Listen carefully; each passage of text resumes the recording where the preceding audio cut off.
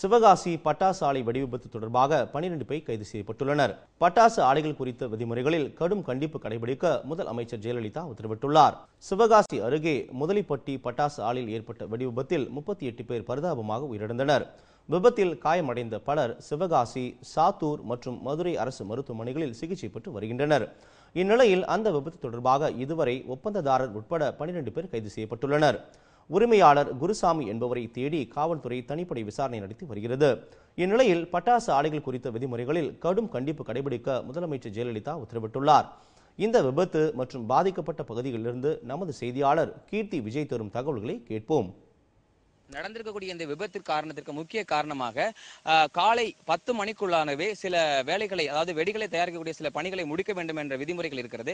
அதாவது சில மருந்து கலவைகளை செய்யும் பொழுது அது வெயில், அதாவது 11 மணிக்கு மேலே வெயிலின் ஊக்கம் அதிகமாக இருப்பதால் காலை வெயில் தொடங்குவதற்கு முன்பாகவே அந்த வெடிப்பொருட்களை கலவைகளை செய்துவிட வேண்டும் என்றும், அப்பொழுதுதான் அதனுடைய ரசாயனத்தன்மை மாறாமல் அதனுடைய பணி முடியும் எனவும் தீயணைப்புத்துறை வட்டாரங்கள் தெரிவிக்கின்றன. அதையும் மீறி இவர்கள் கூடாத நேரங்களில் அந்த மருந்து கலவைகளை செய்ததன் காரணமாக தவறான முறையில் நடந்த தவறின் காரணமாகவே இந்த வெடி விபத்து நடந்திருக்கலாம் எனவும் தீயணைப்பு தலைவர் தெரிவித்தார். எனவே எது எப்படியோ உயிரிழந்த 38 பேரின் உயிருக்கு அரசு தகுந்த நிவாரணங்களை கொடுத்து மேலும் இது போன்ற, அதாவது இந்த சிவகாசி தொழிற்சாலை என்றாலே பட்டாசு தொழிற்சாலைகள் உயிரிழப்பதை வழக்கமாக கொண்டுள்ள இந்த பகுதியில் இது போன்ற மேலும் ஒரு கொடூரமான விபத்து நடக்காமல் இருப்பதற்காக அரசு முடிவெடுத்து அதிகாரிகளும் எந்தவித கையூட்டுக்கும் ஆளாகாமல் முறையான விதிமுறைகளை கடைபிடித்து முதலாளித்துவத்தை மட்டுமே வளர்க்காமல் அதில் உழைத்துக் கொண்டிருக்கும், பிழைப்பு நடத்திக் கொண்டிருக்கும் சாதாரண தினக்கூலி மக்களின் வாழ்வையும் வாழ்வாதாரங்களையும் நினைவில் கொண்டு முறையான நடவடிக்கை எடுத்து அவர்களை பணிகளை செவ்வனே சேர்ந்து பொதுமக்களையும் இது போன்ற கூலிகள் தொழிலாளர்களையும் பாதுகாக்க வேண்டும் என்பது பொதுவான கருத்தாக இருக்கிறது.